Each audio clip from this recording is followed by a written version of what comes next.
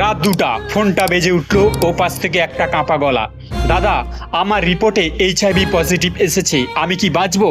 একটা ভুল আর পুরো জীবনটাই বদলে গেল।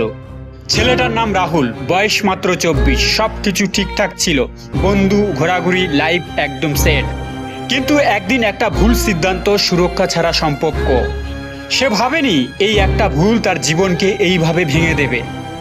ডাক্তারের রিপোর্ট হাতে পেয়ে তার পা কাঁপছিল। HIV positive. সে বুঝতেই পারেনি এইচআইভি এত সহজে শরীরে ঢুকে পড়তে পারে।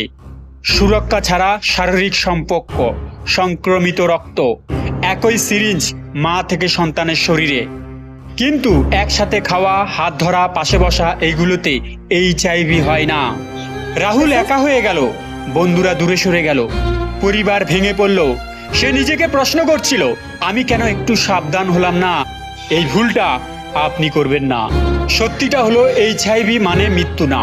সঠিক সময়ে চিকিৎসা নিলে একজন মানুষ স্বাভাবিক জীবনযাপন করতে পারে, কিন্তু সচেতনতা না থাকলে সব শেষ। সব সময় সুরক্ষা ব্যবহার করুন, কখনোই অন্যের সিরিঞ্জ ব্যবহার করবেন না। রক্ত নেওয়ার আগে চেক করুন, নিয়মিত টেস্ট করুন।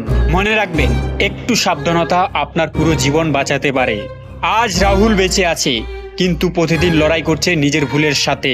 আজকাল আমরা কোথায় যাচ্ছি? মানুষের চরিত্র, মানুষের রুচি সবকিছু ধীরে ধীরে খারাপের দিকে এগোচ্ছে। আগে মানুষ লজ্জা জানতো, সম্মান জানতো, ভুল করলে নিজেকে ঠিক করত।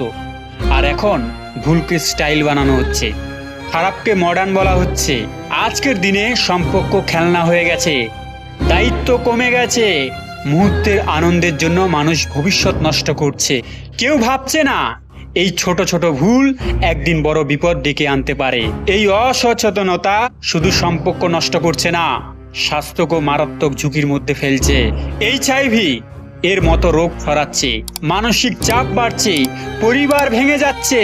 একটু ভুল আর জীবনটাই বদলে যেতে পারে। মডার্ন হওয়া খারাপ না, কিন্তু নিজের সীমা ভুলে যাওয়া সেটাই সবচেয়ে বড় ভুল।